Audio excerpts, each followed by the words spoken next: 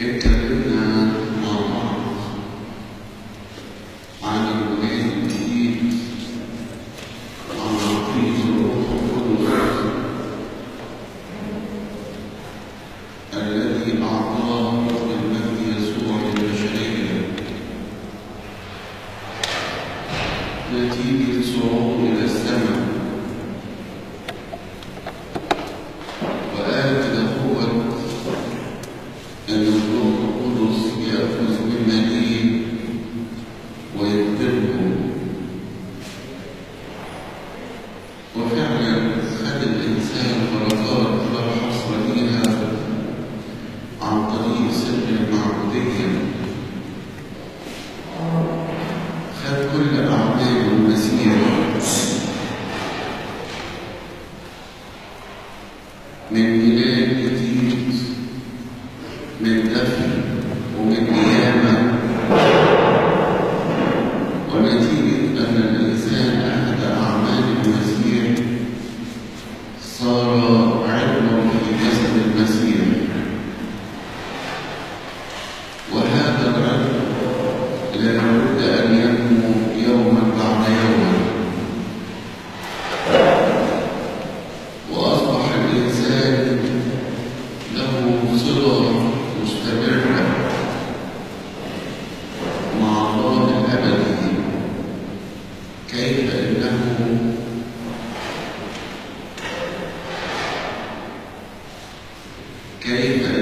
يستمد من الله عمله، كيف يستمر الإنسان أن يأخذ من الله كل شيء. يجي معلمنا بولس النهارده يكشف الحقيقة دهية لتلميذه القديس تيتوس، يقول كده هو لا بالأعمال في بر عملناها نحن،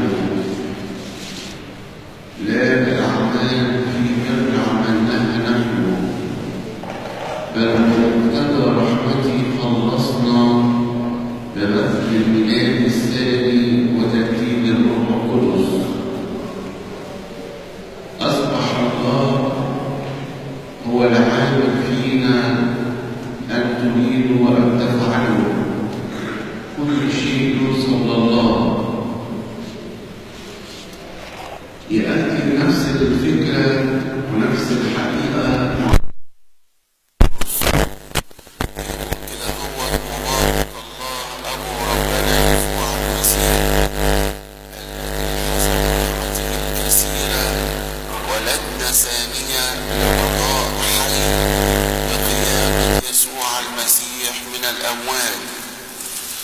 لميراث لا يفنى ولا يتدنس ولا يضمحل، محفوظ في السماوات لأجلكم. الإنسان ما عملش حاجة، كل إنسان ما عملش حاجة. الإنسان قبل عمل الله، عمل الروح القدس. ومن ضمن الأمور المهمة جدا في سر المعمودية لما يقف المعمد او الاشبين بتاعه ويبتدي يجحد اعمال الشيطان، يقول له اجحدك ايها الشيطان، خلاص انا هبتدي اعيش للمسيح وبركات الروح القدس وهسيب اعمال ابليس تماما.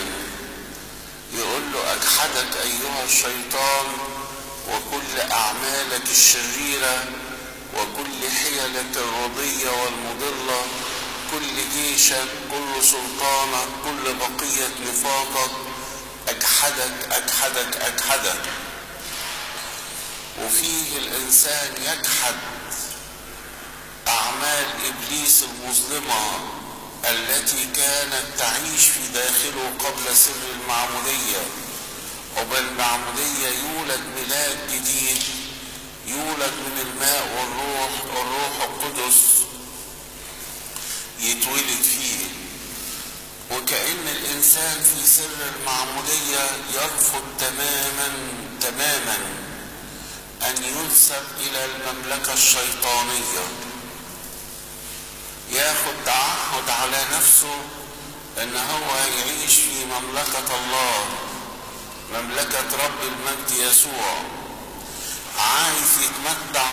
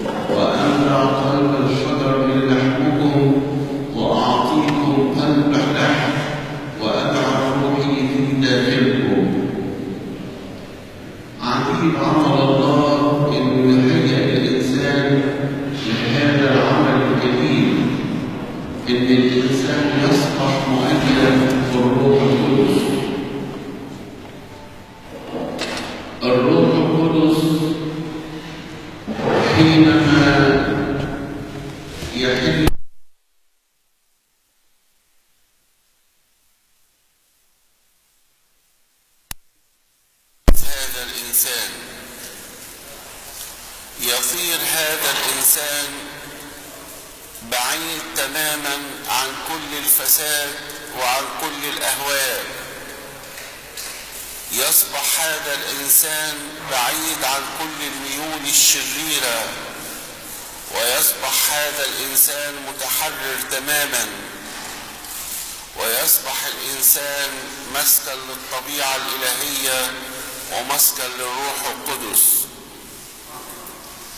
الروح القدس يجدد الإنسان، يعطيه قداسة ويعطيه تجديد.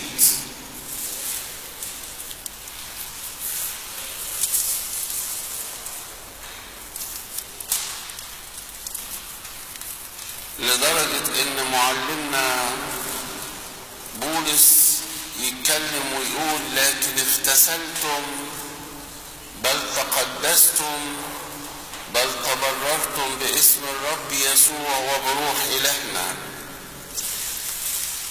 الإنسان اتغسل والإنسان اتقدس والإنسان اتبرر. كل ده خدناه في الروح القدس، كل دوت خدناه في المعمودية. الروح القدس يخلق طبيعة جديدة في الإنسان. الروح القدس يجدد. الروح القدس يعطي للإنسان أن ينمو بالروح. الروح القدس يعد الإنسان أن يتدين بالمواهب الروحية لكيما يصلح للمملكة الإلهية، إن هو يخش في أعماق السماء. إذا كانت حياة الإنسان قبل الروح القدس صعبة، لكن بعد الروح القدس أصبح حياة الإنسان يعيش في حرية مجد أولاد الله. وأصبح على الإنسان بعد ما خد عمل الروح القدس إن هو يبتدي يجاهد إزاي إن هو يخلي نفسه على هذا المستوى. هل إبليس هيقعد ساكت؟ زي ما انتوا عارفين ان كل عطية من عطايا الروح القدس يقوم ابليس يحاول ان هو ينتزعها من الانسان، تقوم الحرب على الانسان ويبتدي الانسان يخش في حروب روحية كثيرة نتيجة ان الانسان هذا يحمل الروح القدس. من اصعب الامور اللي يتحارب بيها الانسان هي حرب الفكر. حرب الفكر، الفكر دوت عطية إلهية. الله أعطى للإنسان الفكر علشان يتعبد ليه، عشان الإنسان لا يتشتت، عشان الإنسان يعقل وقوفه أمام الله في خوف ورعدة. عن طريق الفكر الإنسان بيكشف محبته وعواطفه ومشاعره تجاه الله. قلب الإنسان يفكر في طريقه. عشان كده هو أصبح إبليس عمله الوحيد إن هو يخش للإنسان عن طريق الفكر. حاطط كل فكره إن هو يخش للإنسان في عملية تشتيت مستمر للفكر. يا رب ده أنا خدت الروح القدس وخدت معونة كبيرة جدا وخدت قوة من عندك، لكن إبليس قصاد النعمة مش هيسكت، مش هيسكت.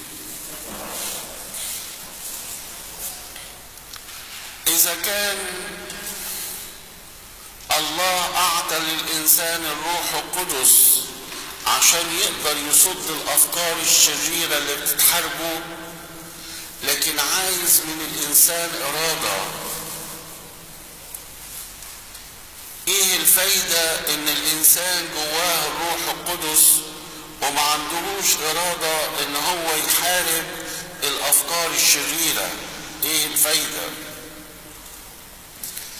ايه الفايدة ان الروح القدس بقى بيسكن فينا والانسان مش عايز يحارب الافكار اللي هي بتهاجمه؟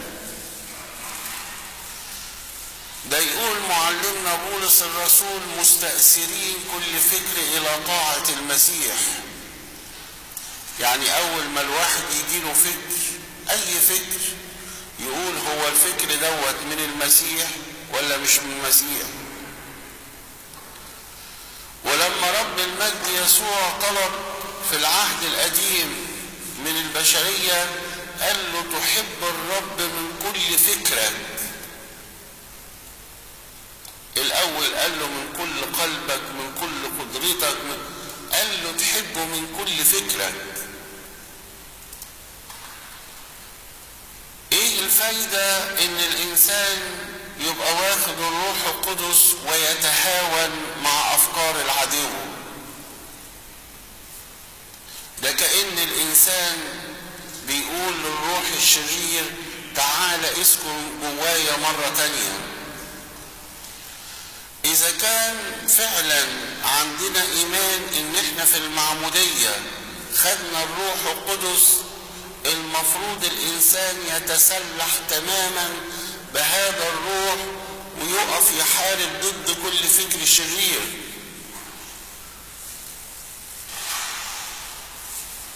ابليس كل عمله ان هو يحوم حول الانسان، يعرض عليك الافكار،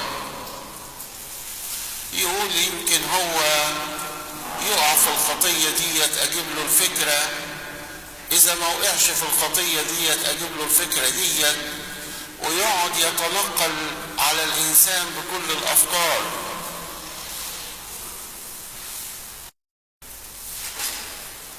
القديسين قالوا لو الانسان سمح للفكر انه يدخل ولو مرة واحدة هيكل الله من حق ابليس ان هو يخش في اي وقت ويعمل زي ما هو عايز، حتى لو الانسان ده كان تايب، لان هو سمح للفكر ان هو يخش.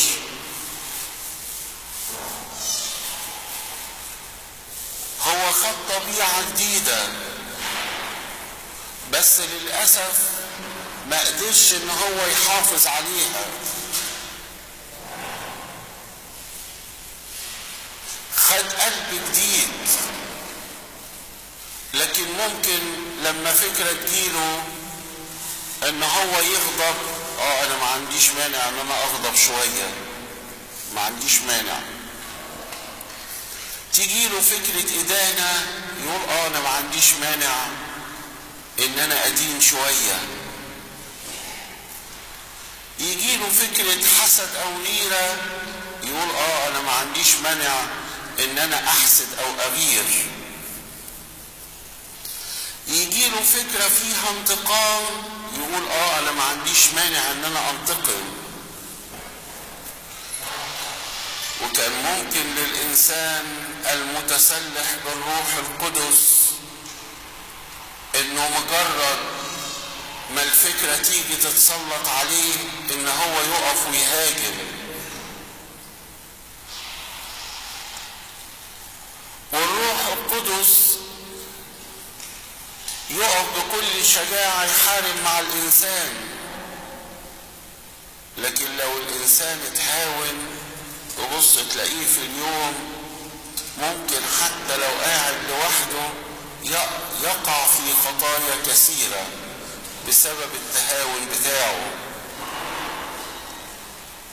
واحد فتح الباب، واحد ادى فرصة لإبليس ان هو يشتغل، واحد قال الفكر دوت لو دخلني مش هيأثر فيا، أنا أقوى من الفكر ده. يقول الكتاب الخطية طرحت كثيرين وكل قتلاها أخوياء. مجرد ان الواحد بس يتهاون مع فكرة ممكن ان هي تدنس الفكر وتدنس الأعضاء وتدنس الجسم كله. وفين بعد سنين طويلة يبتدي الإنسان يفوق لنفسه ويقول يا ريتني ما كنت فكرت الأفكار دهيت.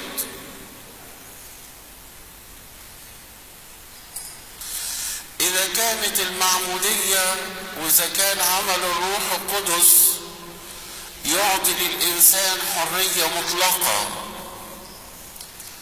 ويديله قوة فوق الخيال، لدرجة يقول الكتاب هادمين كل ظنون وكل علو. دي قوة الروح القدس اللي احنا بناخدها، هادمين كل ظنون وكل علو. يعني يجي الشيطان يحارب، انت فيك قوة ان انت تنتصر، ان انت تهد. لكن لو الانسان اتجرأ وقعد ياخد ويدي مع الفكرة اللي بتجيله ممكن الانسان يقع فيها وهو مش واخد باله. عشان كده هو اتنصحوا الاباء ان اول ما تيجي الفكرة الانسان يصدها بكل قلبه، يصد الفكرة الشريرة بكل قلبه، يقف كده هو كجندي صالح يستبسل، يقف كده هو يقول ده انا بقيت انسان مقدس بالروح القدس، ده انا انسان يسكن في قلب الروح القدس، ده انا بقت نفسي عروسة مهيئة للعريس. ازاي انا هقف قصاد العريس وانا مدنس بالخطايا؟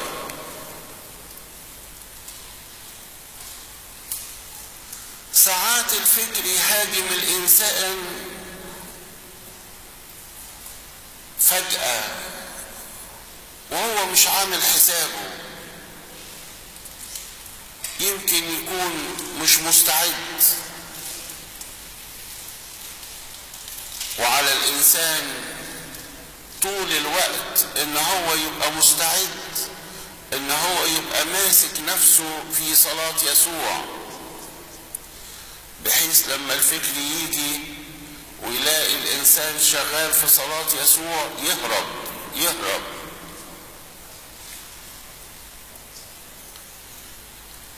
إذا الإنسان دخل عليه الفكر وهو في حالة من التراخي وهو في حالة من الضعف، ممكن الإنسان يقع، بس الشطارة ساعة لما يقع يقوم في ساعتها ويقول زي ما الكتاب علمنا: لا تشمتي بي يا عدوتي لأني إن سقطت أقوم. أنا وقعت دلوقتي وأنا سمحت بالتراخي والتهاون بتاعي إن أنا أقع، لكن أنا لازم إن أنا أقوم.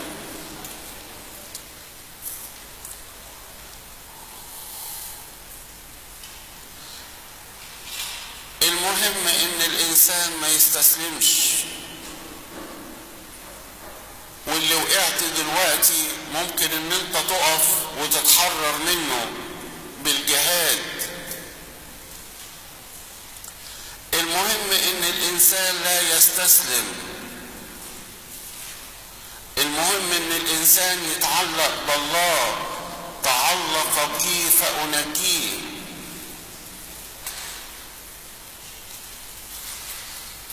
أفكار إبليس عبارة عن أفكار وتصورات في العقل.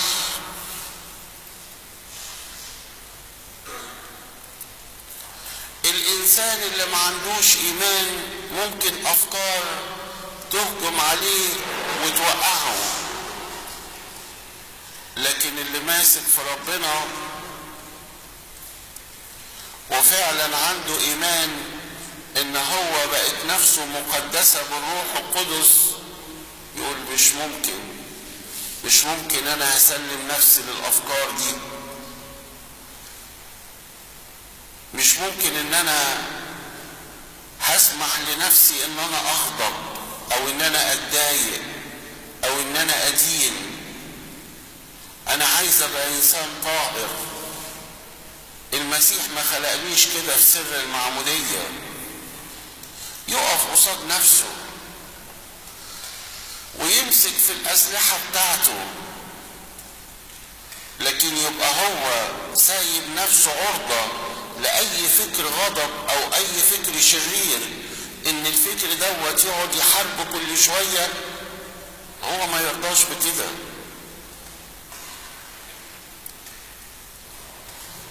المشكلة إن ساعات الواحد يسمح بفكرة تخش، وفكرة تجيب فكرة، وحرب تجيب حرب، لغاية لما الإنسان يخش في شبكة عنكبوتية شيطانية ما يقدرش يتحرر منها.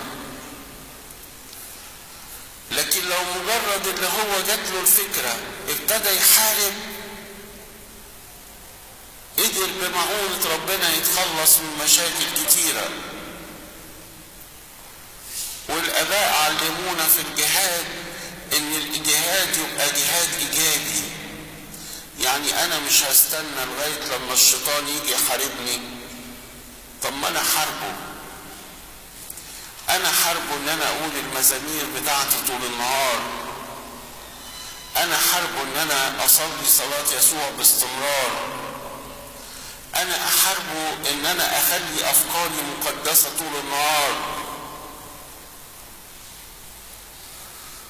وإذا الإنسان في لحظة من اللحظات وقع،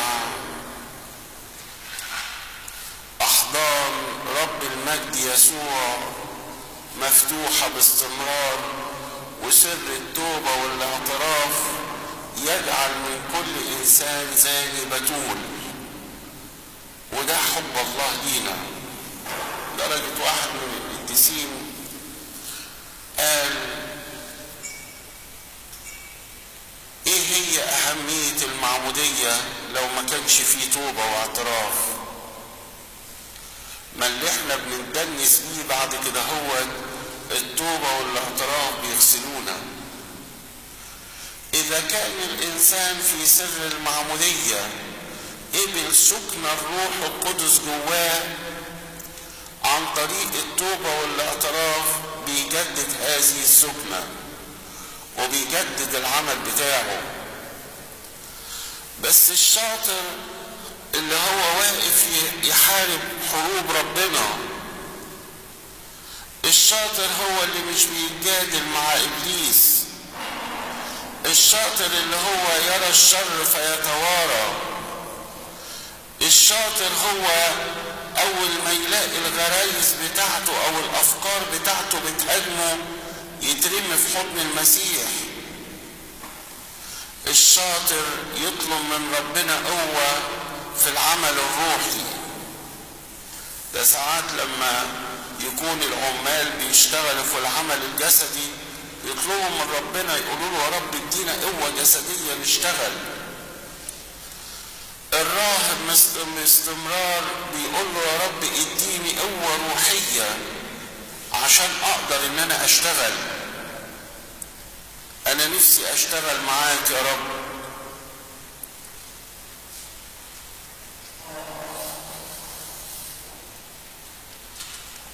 القديس العظيم مرقس الناسك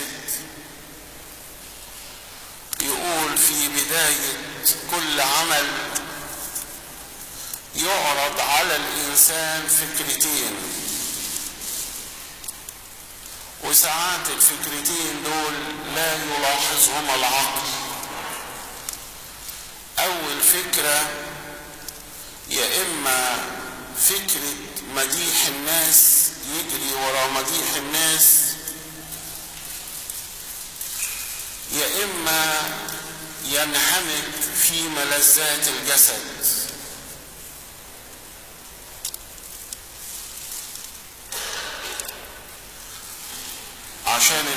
عشان كده هو الإنسان محتاج إن هو يبقى صاحي باستمرار، لألا الإنسان يقع وهو مش دريان، يقع في غفلة من الزمن ويسأل نفسه في كل عمل هو بيعمله، هل أنا بعمل العمل دوت من أجل الله ولا من أجل المديح ولا من أجل لذات الجسد؟ الروح القدس أعطانا أن ندوس الحيات والعقارب وكل قوة العدو، والإنسان خد قوة كبيرة في سر المعمودية، وتملي الروح القدس شايف ولاده ان هم منتصرين واعظم من المنتصرين. ربنا قادر ان هو يعطينا النصرة الحقيقية على افكار، كل افكار تحارب الانسان. له المجد الدائم الى الابد، امين.